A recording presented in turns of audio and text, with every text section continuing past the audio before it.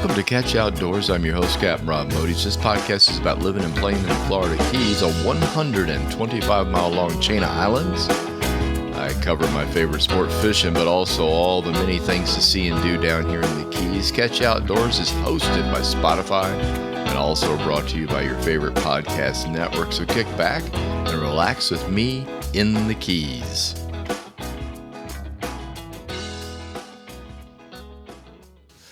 This week's episode of Catch Outdoors is number 132. Hello all, and good morning, afternoon, evening, depending on when you're listening to the podcast. We're recording this early on Monday morning because Sunday was busy. It's Easter Sunday, and I'm trying to beat the construction people next door before the noise starts. I haven't done a morning show in years. I did 11 years worth over in Fort Myers on the radio station there, but good grief, this is, my voice is deeper in the morning. So be it. Anyway, Sunday was very, very busy. The recent weather has improved dramatically. The wind finally stopped blowing. I guess it was really Saturday. It blew just... That has been the story of the Florida Keys, is the wind. Everyone's talking about it. A lot of guides had to shut down trips, especially offshore. People were not happy about it. It's just one of those things. We get wind in March. It's normal, but not like this. And also fronts keep coming through. We have another one coming this weekend. It'll be Thursday. I think it's Thursday late. Yeah, Thursday late into Friday morning. And it's supposed to push through, which cold fronts this time of year don't. They usually get down to about Tampa, maybe the Fort Myers area, and they stall. So we got one more to deal with here coming up on next weekend, I reckon. So I am going to try to get out Wednesday.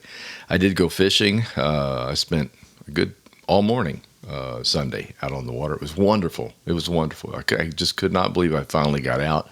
It's been about 3 weeks, so it's been a long time. 1 week of that, of course, was boat maintenance, but the boat maintenance occurred during windy days, which was great timing on my part. But it was like, I'm over it. And I had a great time, and we're going to talk about that in just a bit. But first, a few items. And as I like to say, but first this, the new book, What I Know About Fishing the Florida Keys, my new book, What I Know About Fishing the Florida Keys, is at the publisher and is now going through the big time edit, as I like to call it. There are several steps that we go through to get this published, to get it out. And that'll take a good portion of April, so hang in there. But at least there's light at the end of the tunnel, and it's not a train. Yay. I'm going to start with something a bit different this morning, a movie review. The new version of Roadhouse is out and can be watched on Amazon Prime as part of a subscription. Don't bother. That's my personal opinion. I'm sorry, but it was bad. It sucked. It was terrible. I don't even know where to start. The only social redeeming value of the entire film was the cameo from the movie at the beginning from iconic Fred the Tree, the only segment actually filmed in the Florida Keys. Fred the Tree is located on the 7 Mile Bridge, a little more than midway down, closer to Duck Key than Marathon itself. And people pass by and wave and say hi to it. And they decorate it at Christmas, things like that. So, I mean, it is very well known. Not even in the Keys now. Outside the Keys, people know about it. It was used in the opening segment of the movie to introduce people to the fact that this movie was going to be a Keys movie, which it wasn't. But we'll get to that in a second. It opened with a bus headed for the mythical Glass Key. That's how the movie started. Located here in the Florida Keys, and on its way there, the bus travels south over the 7 Mile Bridge, passes Fred the Tree, and then arrives at the Roadhouse bar at roughly mile marker 70-something. I think it might have been 77. I'm not sure. Impossible. Fred the Tree is located at mile marker 42 to 41 on the bridge, and south of that, the miles go down, not up. So the bus was headed the wrong way. I know. It's a little thing, but Arg. The movie's pretty much one big fist fight after another. I've actually never been to a bar in the Keys where a fight is broken out. Arguments? Yeah. Mostly male-female, but never a fight, a fist fight. But if it did, the Monroe County Sheriff's Office deputies would be there in a flash to lock everyone up. So, anyway, I mean, it really was. It was just nothing more than a fight movie. That's really what it was. The Florida Keys was presented as a dirty, trashy place. I'm guessing that's because the movie was actually filmed in the Dominican Republic. Ooh, ouch. Sorry, folks. Much cheaper there with film incentives. I'm guessing Florida, as of right now, has very few incentives for movies and TV show production. Perhaps we should work on that. The area around the bar somewhat resembled the Keys. Sorta. Not really. Except US 1 in that area was 4 lanes. Yeah, it was 2 lanes in each direction. That doesn't exist. Only very few. Up here in Key Largo, it does. A big portion of the road is separated by woods south of that. And then you don't pick up more 4 lanes again until you get into downtown Marathon. And then a little south of that, right before you get to Key West, the area that the Navy, the NAS is located in. There's the 4 lane there, but very fake. I mean, if you spend time in the Keys, you knew right away, oh, that's not right. Dalton, the main character, is looking for a place to stay after he arrives by bus the wrong way. And the bar owner offers him a houseboat. That's what she calls it, houseboat. I got a houseboat you can use. So he shows up at the houseboat, and it's actually a cruiser, kind of an old Hatteras, more like a trawler than a houseboat. This type of misinformation type stuff goes on throughout the whole movie. It's pretty wild. Then there's a boat chase scene. There's several boat chase scenes, and the scenes include a boat that's jet-powered Yamaha, one of those ski boats. It even has skis attached to the upper roll cage. No. We really don't. I can't remember last time I saw anybody skiing behind a boat in the Florida Keys. It just does not happen. A lot of it's regulations. You can't over the reefs and stuff, obviously. But it was just so inconsistent to what you would see here. If there was going to be a boat chase here, it'd be in boats. It'd be like in center consoles with twins, triples on the back, something of that nature. But they picked a black Yamaha. Okay, watch the movie. I'll give in. Go on and see what I'm talking about. Even the tourists don't rent boats like that. That's, it's just, sometimes they bring boats down here like that, but very rarely. Most of the time, if a tourist comes down with a boat, he brings an aluminum fishing boat from up north, which he probably shouldn't do. Or some other boat that's obviously not it just doesn't work here very well in the type of water that we use boats in, fishing, snorkeling, stuff like that. So everyone outside of the Roadhouse bar is bad. Everyone. The sheriff, the bikers, the thugs, the developer, everyone. They're all badniks. There's no good person, except, of course, for Dalton, who also has a shady past. So he's not very good either. There are some good folks. Oh, my God. The bookstore owner and his daughter. The bar owner, her crew, and the bands that play there behind the protective chicken wire screen used to keep bottles and whatnot from hitting the band members while they play. I also can't remember ever seeing a band stage in the Keys with chicken wire. I could be wrong. There's no way in the world I visited every bar with a band in the Florida Keys. That would be, that'd be quite an endeavor. If you're in your 30s or 40s, you might want to look into that. That'd make a great book. Visit every single bar and write about it. I'm too old for that now. Anyway, do yourself a favor, watch the original. If you have to see this new version, watch it at your own risk. And by the way, Fred the Tree didn't even get a credit at the end of the film. Please don't get me wrong. I love adventure action films, which this is billed as. It's just not, I've watched a lot of serious action movies and bang bang shoot 'em ups and things with very little plot. But This was bad. So, and I guess it's because I live here. You kind of recognize what's just totally wrong with it as you're watching it. And I'm not alone. The reviews out of the reviewer type folks down here, the people that write for the magazines and the newspapers down here, were exactly the same way. They're like, "What in the hell is this?" So, anyway, watch at your own risk. Crime Stoppers for Boaters. Jonelle, I don't know where she went somewhere and she got a brochure. And she brought it home and I started looking at it. And boat thefts in our area are very, very rare in the Keys. First of all, if you steal a boat, where in the hell are you going to go with it? That's the big joke around here. If you were to try to tow it off island, they're obviously going to know it's headed in what direction? North.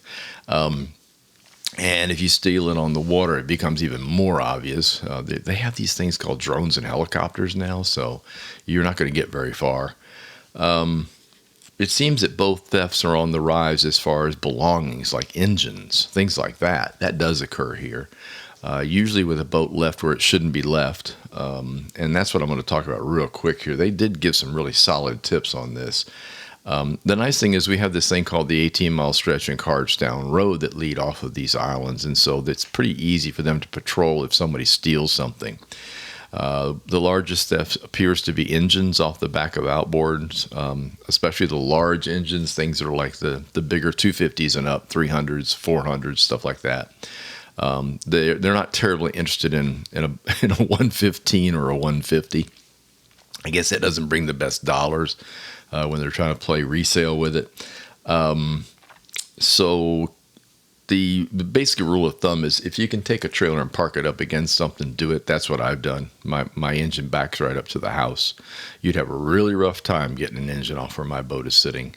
And also everything is locked down and covered. And I use double locks on the trailer. I have two. I have the hitch itself has got a lock in it, a ball lock in it, and then the top latch has got a lock in it. So I'm making it doubly difficult for you to try to take it.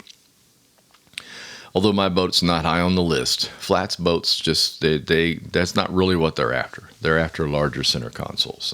So yay, not yay. That's still bad either way. What you leave in the boat seems to be an even bigger problem. So fishing rods and reels are getting stolen quite often now, and I keep seeing this. And of course, I think guides, captains, and people with personal stuff are catching on. But it's the tourist that comes to town that looks at this as a fairly safe place. They look around and go, "Wow, the crime is really low here. I'll just leave my rods and reels on the boat tonight so they're ready in the morning." Don't do that, especially if the boat's near water or on water. Recently, we've had quite a few rods and reels stolen in the thousands of dollars. These guys know what they're doing. They'll look at the rods and reels and go, "Nope." And then they'll look at another one and go, "Oh, those are good ones." And then that's the end of that. So put your stuff away. Something I do on my boat, every trip I take everything off and put it in the garage. It's not only a security issue, but it's a mildew dampness issue in Florida. If you leave stuff on a boat, it's going to mildew, and it's going to get moisture in it, and it's never going to dry, and you'll just ruin stuff. Tackle boxes, any type of electronic equipment, and especially life jackets and throw cushions. Those things are they just hold moisture, and it's not good. So take everything off the boat. It lowers the temptation. You're not going to lose things that are expensive. So just put stuff away. So there's your tips. I have a safety box I use. I put all my stuff in a little box with like registration. Don't leave that on the boat too, obviously. But registration, stuff like that, keys, things that I need. And I put all those in a box. The flare gun, safety stuff, whistles, that kind of stuff. And then I take that out to the boat every time I go boating. And then that way I don't have to worry about it getting nasty and turning into a rusty lump. That's what happens in boats, trust me. All right, let's talk fishing. Man, I had a great day on the water, and I had adventures on the water, so I got a lot of stuff. I went out on Easter Sunday, which, by the way, proved to be a wonderful day to be out there. First of all, I enjoyed an Easter sunrise, which was just beautiful to watch. I was the only person on all of Blackwater Sound when I left in the morning around 7:30, 8 o'clock, 7:30-ish, I guess it was. And Further up in the bay I got, closer to the Everglades, the fewer I saw. As a matter of fact, I didn't see a soul up in the back. And it was very nice. Fishing was really good. We had an east breeze, which in Key Largo means that it's blowing on the mangroves slightly to the northeast. And the tide was not that great. We had a half moon just hanging up in the sky when I got up in the morning, riding up there. Oh, which leads me to this. I heard this on the radio the other day. A lady actually called in and wanted to know how come she can see the moon and the sun at the same time in the sky. It was stated that she always understood the sun came up and the moon went down, and then the moon came up, and I was like absolutely puzzled, as was the the DJ on the radio. He got real quiet for a minute, like, now what do I say? You say, did you go to school? Well, no, that's not fair. You went to school. Did they teach science in school when you were there? Yes, the moon is up when the sun comes up sometimes. You look up in the sky, like yesterday was a prime example of it. The sun's coming up just barely in the morning. You look up almost straight up. There was a half moon up there showing just as bright as you can possibly imagine. It's science, people. Anyway, I had to get that out there. So the tide was weak. And by the way, let's get back to the moon again. Half moons are weak tides. Half moons and slivers are not really what you want. What you want is a new moon, which we're coming up on, or a full moon. And both of those yank water around really, really well. And the faster the water moves, the more fish you catch. So if you don't have tidal movement, then what I look for is wind movement. In this case, the wind was 10 miles an hour out of the east with a little gust about 12. So I decided to go over on the upper glades, and then I moved over toward the western side, so I was going to get wind right on the mangroves, and that proved to be great. Only problem I had, my first 3 hookups I lost. That's, for me personally, I'm not bragging. That has to be some kind of record. And I never got to see the fish, which is also doubly annoying. I'm going to assume it wasn't a tarpon because they jump immediately. It could have been a snook because they do run sideways and then jump, but it popped before that happened. There are also jacks in this area, which I caught several of. So I'm gonna hope, and let's just say it was jacks. 3 on and off. I couldn't believe. I looked at my hook. I looked at the gear. I'm like, what is going on? So I finally got a jack, and it was a 4-pounder, but I hooked him in the cheek, and I'm thinking, oh, maybe these fish are swiping at it. You know, maybe they're just like overly anxious and happy. It didn't take long to get hits, believe me. I got dozens of strikes, dozens of jacks, dozens of barracuda, but one little baby snook, and I'll call him a baby too, boy. He was about maybe 14 inches long. And that was it. No poons, but I will say this. It was a gorgeous day. Man, was it a gorgeous day. Now to the adventure part. I caught a nice jack, and by the way, I was using jig heads, the ones I almost always use, the Z-Man jigs. I was using gold eyes and green eyes yesterday, along with soft plastics, and I was varying the soft plastics, some I'd never used before, just to see what would work and what wouldn't, because the bite was so good. Anything in white and anything in pink and anything in yellowish colored. So in other words, kind of that chartreuse where they don't put enough green in it. That's the only way I can explain it. Some curly tail grubs I tried. They hammered the hell out of them. So I was trying different things while I was fishing. So I let this jack go off the back of the boat, and I walked up to the front and I looked down, and I'm like, what in the hell is that? And lo and behold, it was the biggest crocodile I think I've ever seen under the boat. The boat was drifting. When I catch a fish, I turn off the trolling motor, and sometimes I just drop the power pole if it's a big one. This wasn't a big jack. This was just your standard 1 pound, 2 pound jack. So I let him go, and I turn around and I walk forward. The boat now is on a very gentle drift with that little 8-10 mile an hour wind on the ass end of the boat. You know, it's just pushing it along. I look down, and there is a croc that had to be 9 feet long, because my boat's 18 and he was half the length. His head was 24 inches at least. And then you got this big body, and he's just lying on the bottom. He's not moving. The boat's drifting over him. So I popped my phone out of the pocket, and I took a few photographs. They're not great, but I got them. So this week when I post my photos on Tuesday or Wednesday early, depending on when I get to it, that go along with this podcast, I'll be sure to throw the crocodile in there. But it was pretty evident. I mean, I looked down, there's that, he's that that funny coffee brown, that light coffee brown with or coffee with cream in it. And it had that wavy tail. Their tails are much wavier looking than an alligator tail. And obviously the dashes, the black dashes on it. It was, that was a heart stopper. My boat is a flat skiff, people. It's about maybe 18 inches off the water, and he's lying on the bottom and not even, I think I was in 1.7 feet of water, if I remember last time I looked at the depth finder. I was like, oh my Lord. So I just held real still and watched him slide by and took a couple pictures of him. He never moved. He never tried to get away from the boat. I toyed with the idea of going back and getting a closer look, and then good sense, came to me. No, don't do that. I will never kayak in there. I will never wade. It made me very aware. I've seen plenty of crocs, don't get me wrong, especially back there. You will see them along the banks, especially if there's a sand area or anything where the mangrove is washed out, especially from hurricanes and storms. They like to sun themselves in the morning, and you'll see them back there. And most of the ones I've seen are in the 5-foot range. One or two really big ones. This was a really, really big one. Probably the largest one I've seen. And of course, getting to see it up close made it even bigger, like everything else. But anyway, that was adventure part one. I scooted through a little channel that I like to go through and got into some serious fish. The birds are starting to pick up. That's something I wanted to talk about. I noticed the kingfishers were very active. There's a lot of little bait in the water. There were migrating birds starting to pile up. I've seen white pelicans, a lot of the shorebirds and things that flit through the areas. Like, that's the only way I can describe it. Red-winged blackbirds, quite a few of those, which in my youth in Clearwater were everywhere and have become quite a rarity around Florida, except down in the glades. You'll see and hear them. They have a very distinctive call. So it's nice to see the red-winged blackbirds. What else was back? Oh, I saw a pileated woodpecker, which is really unusual. I've seen those on the West Coast around Sanibel, Captiva, but that's the first time I've seen one in the Keys.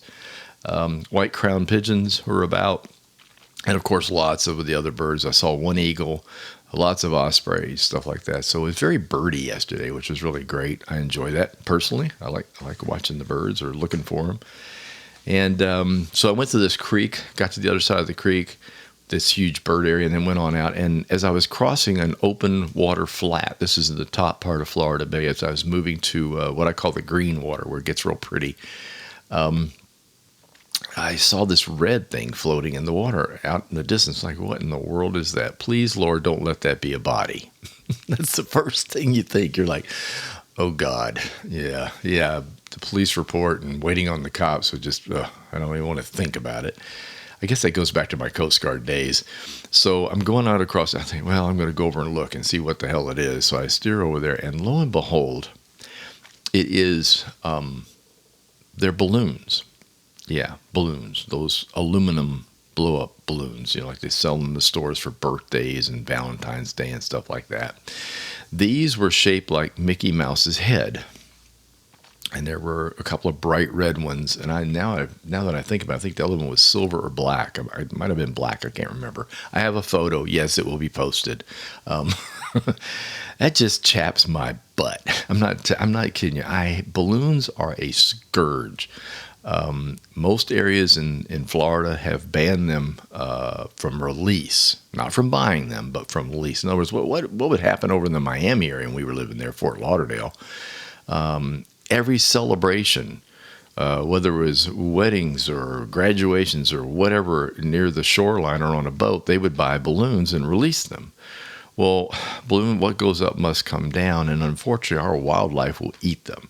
So pelicans, dolphins, turtles are the three right off the top of my head that I know people have found dead with a balloon in them. It's bad. And so in those areas, the county, I know Miami-Dade, I think Broward County did it too. They have banned the use of balloons on water, and they don't want you to have them on water, and they obviously do not want you to release them. So here I am out in the middle of this beautiful flat in the middle of nowhere in Florida Bay, and here's these three balloons floating along. So I went over and snatched them out, got my knife out and cut them and so deflated them, put them in my trash bucket to take back home. And all the while I'm thinking, okay, so where in the world do you get a Disney balloon that looks like Mickey Mouse? Damn good question. I don't know. I know Publix sells them. I know Winn-Dixie sells them, and I'm sure there may be maybe the drugstore. I don't want to pick on CVS or Walgreens because I don't really know that, but I know Publix does. So I'm going to shout out to Publix. If anybody from Publix is listening, or anybody that works at Publix is listening to this, stop selling those damn balloons. You all. I mean, I realize that a lot of people like them for gifts and take them home to the wife for Valentine's Day. And okay, fine, I get that, but we're on an island. And we get a lot of people down here that buy things like that and don't know any better and then release them. Or in this case, this one looks like it got away. It didn't have a cord on it. There was no ribbon. It was just the balloons in a bunch with an attachment piece where you would tie the ribbon to. So these got away from somebody. Well, they're going to go on. They're going to wind up in the water. The only way they're not is if they magically somehow hit a tree on the way off the island. So as you can tell, this bugs me, and has bugged me for a long, long time, because this was going on over in Fort Myers when I was a guide there. We would find balloons all the time out on the water, especially back in Estero Bay, Pine Island Sound, Matlacha Pass. You would not believe how many times somebody would come back to the dock and go, look what I found today, another balloon. And it's always those aluminum things. They don't go away. Those suckers they don't go away. So keep that in mind. Maybe talk to Publix. Maybe I'll go on a mission. I doubt it'll work. But if you're selling stuff on an island, for crap's sake, you should be conscious of it. Of course, I guess that's like saying you should ban beer cans too, because we find them all over the place. But that's okay. All right. That might be going a bit far. But the balloon stuff is a real pain in the butt. And I want to let that out there and let you know, don't do that. Okay. Don't take balloons to the beach, and don't release balloons in the air over Florida near water. Thank you. I'm on track, baby. Let's see. It's currently 6:30 in the morning, so I probably got about another 25 minutes before the noise starts next door. So let's see. A few little notes. I will go fishing on Wednesday if I can. Like I said, the weather's supposed to come in Thursday late, and Wednesday seems to be a really great day, a calm down. A lot of times what happens here is when you've got a front on the way, the best fishing is in front of the front. And so I'm going to try to get out there Wednesday and do a little fishing, do a little more exploring. Oh, by the way, when I went up this time, I did go to 2 new areas that I was fishing. And I saw some areas close by that I'd like to hit, like, ooh, that looks good too. And it just ran out of time. So I'm going to work on that. New song is out, Blue Rendezvous, released a couple of weeks back. Check it out. It's available on most music sites. Give it a click. And remember now, if you're already a member of Apple Music or Spotify Music or whatever, you don't have to. You're already paying for that. You're paying a monthly fee to get music. Just go click on it. It doesn't cost you anything. If you don't have a service and you want to download it, it's a whopping 99 cents on iTunes. Blue Rendezvous. The girl that sings it, Natalie, wonderful voice, and I'm going to give her lots and lots of props here. So I got 3 books for sale. Yep, 3 titles. You can get them on Amazon for both printed and Kindle. You can also buy them from my website, Catch You Outdoors, with a discount, and shipping is included, because I found a bunch of them in boxes, and I really would like to move those out, please. So if you know somebody who would like a book about fishing on the West Coast, stories by me that were written for different magazines and things by that. And then the 3rd book is about taking kids fishing, instructional book on, how to teach a kid to fish. Important stuff, it really is. So now it's time for, you guessed it, useless information. And now, from the original book of useless information. You are a reject! You are useless! You can get a job down here cleaning toilets! Here's your host, Captain Rob Modies. Well, he swears up and down he's useless. But, he might be all right eventually, but completely useless. With useless information. All right, here we go. Number 1. The chocolate chip cookie was invented in 1933. Yum. Number 2. Donuts originated in Holland. Yum, yum, number 2. Holland. Why Holland? Number 3. Oh, here's the even more puzzling one. Ketchup originated in China. Really? And since these 3 were very, very, very short, I thought I'd added a fourth one, a bonus, if you will. Fortune cookies were actually invented in America by Charles Jung in 1918. Who knew? I didn't. So there you go. And this will have to hold you till next week. Quite a few folks that I personally know headed back up north last week after their winter breaks down here in Florida. That would be the snowbirds and spring breakers, and they went back to snow. Sorry. I mean, come on, people. I don't know what to say. You went too early. It's still snowing up there. And there's a good chance it's going to continue to snow because I understand there's another cold front going through with a great big low pressure system. And we're sorry to see you go, really and truly. It's from the economy side, it's a wonderful thing to have you all here. It really is. And I've got a lot of snowbirdie friends, so, College basketball has been a focus in sports this past few weeks, and the Final Four will play on Saturday. And then, of course, the final will be next Monday. I've said all along that UConn looks like the team to beat, but my heart goes out to NC State. We'll see. Yes, we will. At least now in the Final Four, there is one college that everybody really wants to watch. No offense to the Purdue fans or Alabama. But I would like to see NC State. That would be pretty awesome to have someone that's a long shot get in there. Cinderella, as they like to call them. So we'll see what happens. And we'll probably talk about that next week since that final game is going to be on Monday. I don't know. I might record my podcast before that next week, but we'll have to see how it goes. So anyway, I hope you all have a wonderful week. Take care, and we'll talk to you then. Thank you very much for tuning in. If you enjoyed listening, please tell a friend, leave a review, and don't forget to subscribe to the channel. Facebook page is Catch Outdoors, website's catchoutdoors.com, where you can find all the previous podcasts and a schedule of what's to come. Till next time, get outdoors and enjoy.